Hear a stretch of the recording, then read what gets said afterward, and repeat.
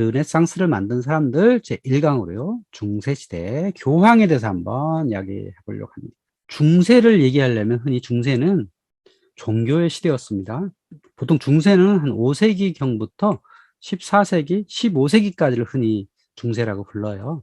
이 1000년 동안 유럽을 지배한 것은 기독교, 다른 말로 그리스도교죠. 자, 그리스도교의 핵심은 뭐냐면 성삼위일체죠. 성부, 성자, 성령이 동일 본질이다.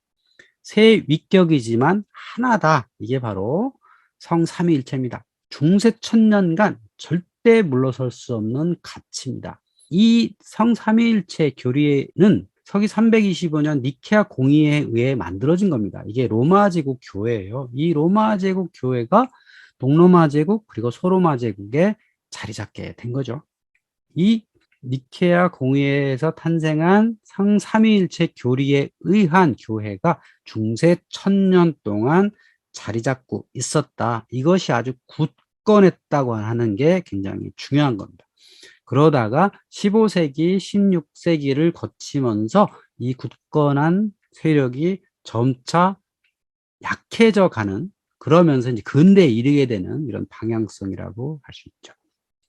그런 성삼위일체 이 교회가 만들어질 때에 로마에 있는 그 로마 주교는 베드로의 후계자라고 천명을 했습니다. 그래서 이 기독교권 전체의 수익권이 있다고 주장했습니다. 그럼 그 수익권이 뭐냐?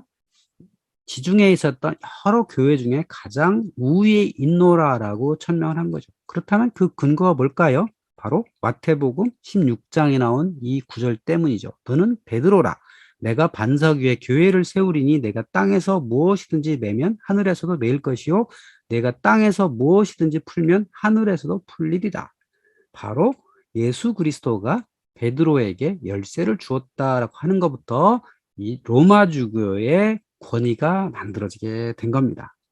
그 로마 주교회한테 큰 권위를 심어준 또 하나의 도구는 바로 불가타 성서였습니다. 바로 라틴어로 쓰여진 이 성서였죠.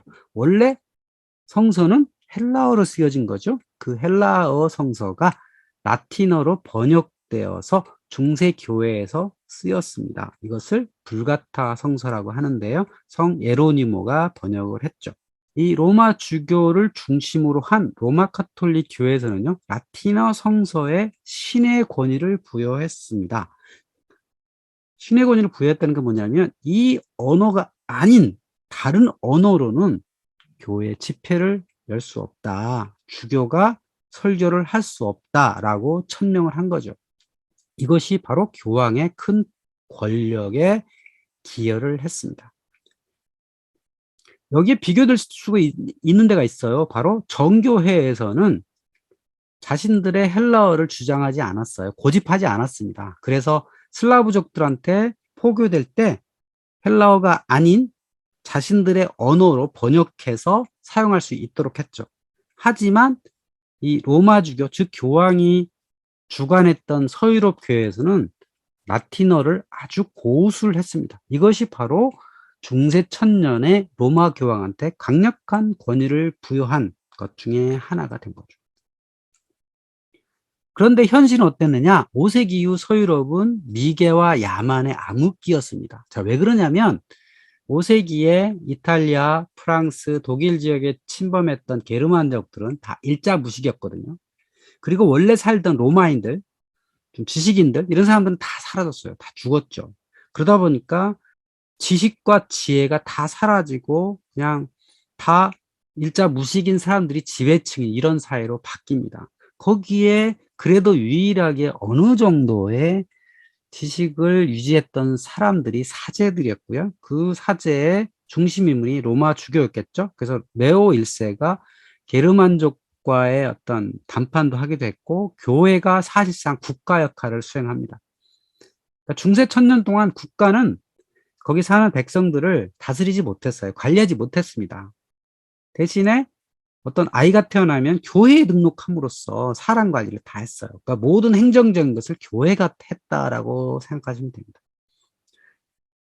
그렇다 하더라도 6세기부터 10세기까지 이 사이에는 워낙 서유럽은 가난하고 척박하고 무식한 사람들의 땅이었기 때문에 문화 융성도 이루어지지 못하고 오로지 교회만이 선교사도 파견하고 어느 정도 힘을 갖고 있었다라고 보시면 되겠습니다.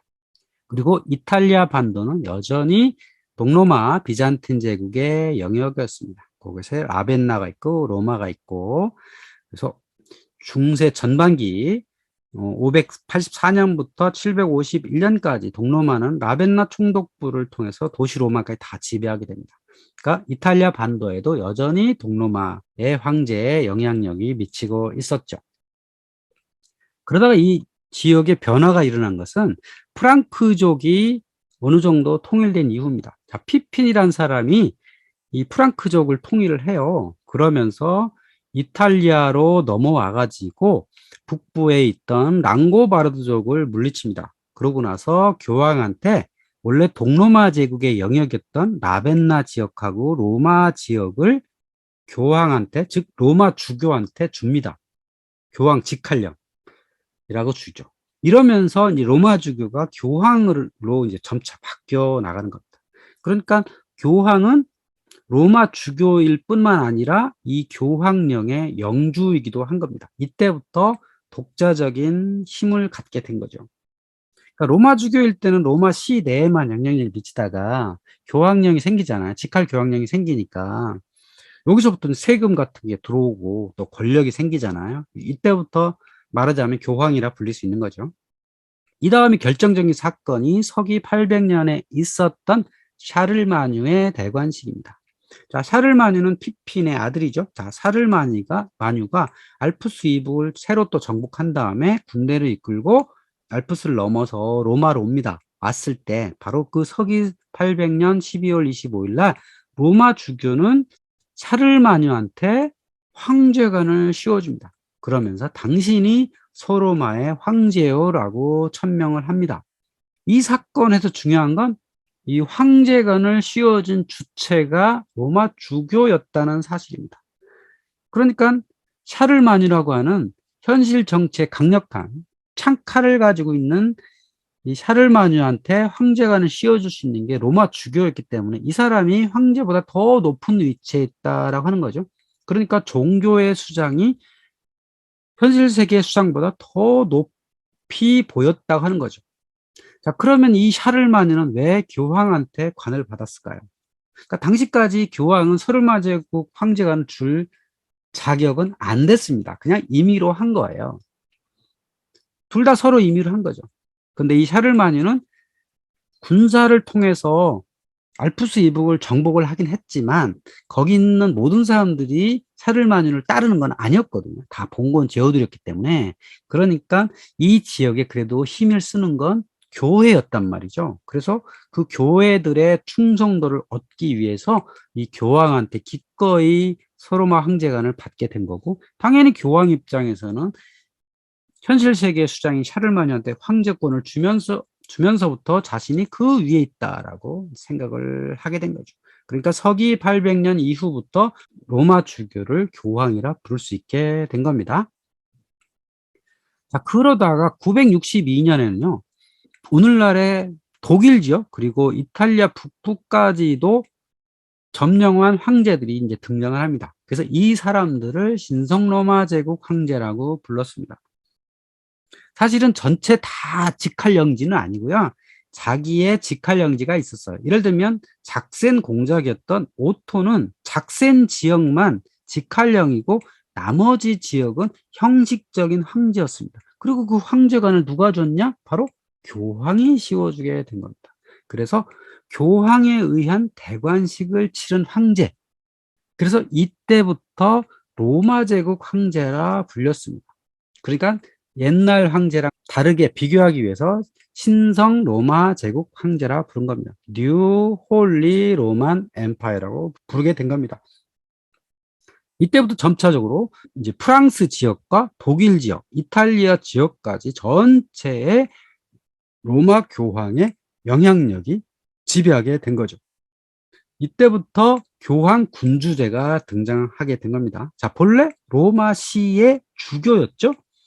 그러다가 10세기 이후에는 이제 교황, 파파 또는 서머스 폰티펙스라고 부를 수 있는 이 권력자가 등장을 하게 되고요. 자, 11세기 이후 서유럽 지역에 사실상 군주 역할을 이제 하게 되고, 또 이 지역에 여전히 국가 역할을 한 건 각 지역의 수도원 또는 교회였다는 사실이죠.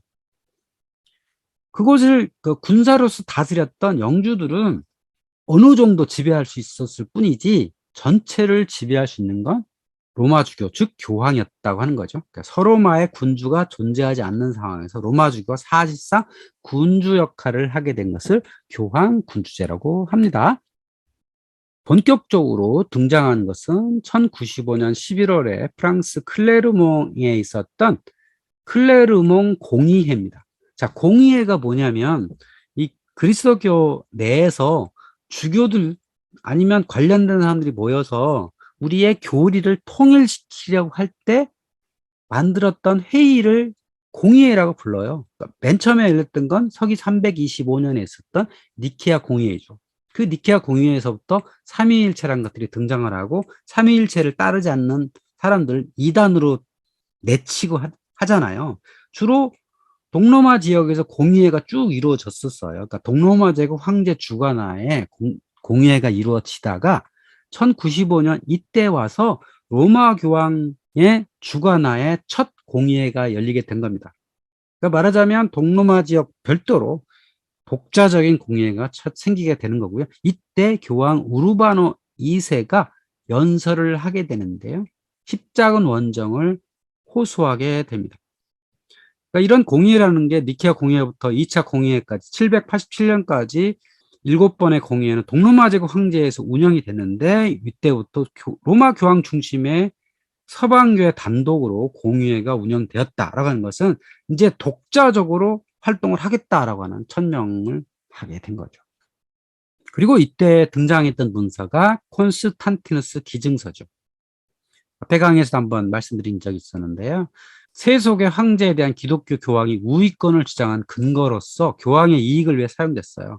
콘스탄티누스 1세가 서유럽 지역을 교황한테 넘기노라고 하는 게 이 콘스탄티누스 기증서예요. 그러니까 서유럽 지역은 로마 주교가 전부 다져도 된다라고 이 문서에 명시되어 있는 거죠. 그래서 이걸 근거로 서유럽 전체에 권한이 있다라고 주장을 했고, 실제로 많이 먹혔습니다. 근데 이 문서는요, 1440년 로렌초 발라에 의해서 이 문서가 가짜로 밝혀지죠. 그러니까 9세기에 가짜로 만들어가지고 이걸 가지고 그 각 지역의 주교나 봉건 제후들한테 내세워가지고 교황의 권위를 만들었던 겁니다. 어찌됐든 여러 가지를 통해서 교황의 권위는 점차적으로 높아졌습니다. 그 교황의 권위를 높이는 교리 중에 하나가 연옥이라는 겁니다. 가톨릭 교회에만 있는 독특한 건데요. 그러니까 동방정교회도 없고, 말하자면 개신교도 당연히 없죠. 로마 가톨릭에서 대략 10세기, 11세기부터 만들어지기 시작한 독특한 공간입니다. 그러니까 초대교회나 동방정교회는 없었던 거죠. 원래 지옥과 천국만 있었죠. 그러다가 연옥이라는 공간이 생기기 시작했는데, 그 연옥이라는 게 뭐냐고 보면 이렇습니다. 자, 죄를 많이 지은 사람은 죽으면 어떻게 되죠? 지옥에 갑니다. 죄가 없는 사람은 어떻게 되죠? 당연히 천국에 갑니다. 그런데 살다가 죄를 지을 수밖에 없잖아요. 보통 사람들은 그렇습니다. 자, 그러면 그 죄를 어디 가서 사해달라고 하냐면 교회에 가죠. 그래서 주교한테 고해성사를 합니다. 나는 이런 죄를 지었어 라고 하면 주교가 그러면 그 죄를 없애기 위해서는 네가 이런 죄를 없애는 행동을 해야 한다라고 얘기를 하죠. 그러면 금식, 고행, 순례, 기부를 통해서 그 죄값을 치르는 겁니다. 근데 이 죄값을 다 치르지 못한 그런 자는 죽은 후에 어디로 가느냐? 바로 연옥으로 갑니다. 연옥에 가서 일정 시간을 지내면 천국으로 갈 수 있는 거죠. 여기 그림에 있죠. 단테의 신곡에 나오는 연옥이라는 데 그림인데요. 여기는 가서 벌을 받긴 하는데요. 지옥처럼, 그러니까 지옥불의 뜨거운 그런 건 아니에요. 어느 정도 견딜 만한 그런 고통이 좀 있습니다. 거기서 일정 시간, 자기 죄값만큼의 일정 시간을 지나면 쭉 올라가서 천국으로 갈 수가 있습니다. 근데 여기 조금 더 편한 방법이 있었죠. 면벌부란 게 있습니다. 금식, 고행, 순례, 기부를 하지 않고도 연옥에서의 벌이 탕감이 되고 연옥에서 있는 기간이 줄어들게 할 수 있는, 그게 바로 면벌부였던 거죠. 근데 이 면벌부 발행 권한은 당연히 사제가 있었고, 그다음에 연옥에서 있었던 모든 벌을 없앨 수 있는 권한은 교황한테만 있었죠. 그러니까 당연히 교황과 사제의 권위를 높이는데 연옥이 상당히 큰 기여를 합니다. 그 연옥에서 벌을 모두 다 면제할 수 있는 첫 사건이 뭐였냐면 바로 십자군 원정이었습니다. 교황 우르바노 2세의 천명에 의해서 예루살렘이 저 이교도들에 의해서 점령이 되었는데 여기를 회복해야 된다라고 주장해서 시작된 게 십자군 원정이죠. 1차부터 8차까지 있었는데요. 한 200여 년 정도 진행이 됩니다. 그 사이에 이거를 주창을 했던 중세 교황권이 가장 강력하게 되었던 거죠. 여기에 연옥에서의 벌을 모두 다 면제할 수 있는 권한까지 있었기 때문에 사람들은 십자군에 기꺼이 가서 죽을 수 있었던 거죠. 성공하고 돌아오면 부가 생기는 거고, 성공하지 못하고 전사를 하더라도 연옥에서 벌이 모두 사라진다는 얘기는 내가 살아있을 때 죄를 지었다 하더라도 사제한테 고해성사를 하고 죽으면 바로 천국에 갈 수 있는 그런 존재가 되었기 때문에 이게 바로 교황권에 강화된 그런 계기였다고 하는 겁니다. 그 교황권이 가장 강력했던 시절이 언제냐면 인노켄티우스 3세 교황 시절이었습니다. 그러니까 서기 800년경에 교황권이 생기기 시작하면서부터 1216년 인노켄티우스 3세가 죽을 때까지 한 400여 년 동안 교황권이 유럽에 가장 강력했던 거죠. 그 인노켄티우스 3세가 이런 말을 남겼습니다. 교황은 태양이고 황제는 달이다. 신성로마 제국의 제후들은 황제를 선택할 권한을 가지지만 그 황제가 정당한 자격을 갖추었는지는 교황이 판단한다. 그러니까 제후들이 황제를 선택했다 하더라도 교황이 그 황제의 자격을 판단해서 옳다 아니다를 할 수 있었다는 거죠. 이게 굉장히 크죠. 그러니까 교황이 황제보다 더 높은 위에 있었다. 프랑스 왕보다 더 높은 위에 있었다. 이런 얘기죠. 자, 무능한 프랑스 왕과 선출된 신성로마 제국 황제보다 자신에게 직접 충성하고 직접 통치력을 가진 제후들을 선택할 수 있다라고 생각했죠. 실제로 그게 가능했던 거고요. 그래서 이노켄티 3세 교황은 전 유럽의 유일한 권력을 행사한 최고 권력자였습니다. 그 이노켄티우스 3세 때 확립된 교황 선출 제도가 콘클라베죠. 자, 오늘날에도 여기 시스티나 경당에서 교황이 선출되죠. 콘클라베를 만든 이유는 황제의 영향력에서 벗어나 공정한 선출 제도를 확립하기 위해서였어요. 자, 교황은 종신직이긴 한데 뭐 아들한테 물려주는 건 아니잖아요. 어쨌든 뽑혀서 교황이 되기 때문에 그 교황이 죽으면 또 다른 사람이 선출이 된단 말이에요. 이러다 보니까 당연히 지역 정치나 돈 이런 데서 영향을 안 받을 수가 없는 거죠. 그래서 어떻게 하면 공정하게, 아니면 프랑스 왕이나 황제의 영향력에서 벗어날 것이냐라고 하는 것을 고민하다가 이제 만들어진 게 콘클라베죠. 그래서 이 추기경들이 외부와 차단된 비밀 투표장 여기서 투표를 하게 되죠. 그러다가 뭐 선거가 끝나면 투표용지를 태워서 보내죠. 검은색이 올라오면 진행된 거죠. 흰색이 되면 완료됐다. 그래서 바깥에 있는 사람들이 이제 알게 되었던 그런 거라고 할 수 있겠죠. 교황이 내세운 것 중에 하나는 또 뭐였냐면 로마 제국과의 관련성이에요. 교황이라는 거 원래 피오 퍽 또는 파파를 한자로 번역할 때 종교의 황제다 이렇게 번역을 한 거거든요. 그러니까 황제 역할을 사실상 했기 때문에 그런 거죠. 그리고 교황조차도 그걸 천명을 했고요. 여기 보면 이제 동전이 있죠. 베네딕투스 16세. 그래서 폰티펙스 막시무스라는 게 있습니다. 원래 폰티펙스 막시무스는요, 율리우스 카이사르도 갖고 있었던 최고 제사장을 의미합니다. 그러니까 로마 시대 최고 제사장이 폰티펙스 막시무스였거든요. 그러니까 이거를 이어받아서 로마 주교가 교황을 천명을 할 때 이것을 강조합니다. 로마 바티칸 성당 안에 들어가시면 이 라틴어로 쓰여진 폰티펙스 막시무스를 볼 수가 있어요. 그러니까 군중이나 뭐 주교나 아니면 세속 군주나 이런 사람들한테 나는 이 로마 제국의 최고 제사장이다라는 것을 지속적으로 천명을 해왔다고 하는 거죠. 그리고 교황한테 또 중요한 강력한 권력이 있었죠. 그게 바로 교황청 재판소입니다. 종교 재판소죠. 1215년 라테난 공의회에서 설치를 했는데요. 세속법은 로마법에 의한 실제로 민중들의 삶을 좌우하는 거죠. 또 교회법, 여기 불만 있을 경우 교황청 재판소에 항소를 했는데요. 사실 교황청 재판소에서 가장 무서운 건 이단 재판이죠. 삼위일체를 따르지 않는다. 이 삼위일체를 따르지 않는 사람도 꽤 있었죠. 흔히 말하면 아리우스파들, 성부가 성자보다 훨씬 먼저 존재했고 또 권위가 더 높다. 이런 얘기죠. 그거를 따르지 않는 자들, 아니면 그게 의심스러운 자들을 교황청 재판소에서 재판을 할 수가 있었다라고 하는 아주 강력한 무기였죠. 교황청 대사 임명제도, 이건 오늘날까지 있는 건데요. 교황청에서 각 지역의 주교를 파견하거나 지역 대주교를 이제 겸직을 하죠. 국가와 교회 사이 갈등이 있을 경우 교황을 대리하고요.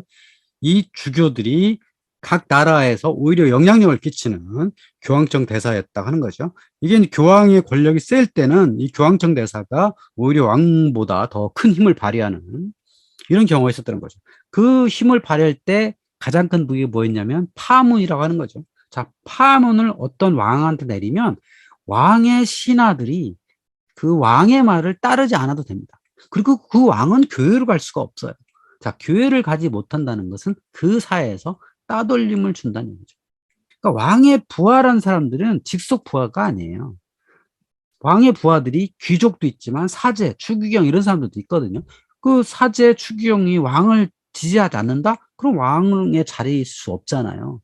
그러니까 이렇게 중세에는 이렇게 교황의 권력이 상당히 컸다고 하는 거고요. 이렇게 로마 카톨릭 교회와 교황한테 지나친 권위가 부여되다 보니까 얼마든지 이런 악용의 소지도 있었다고 하는 겁니다.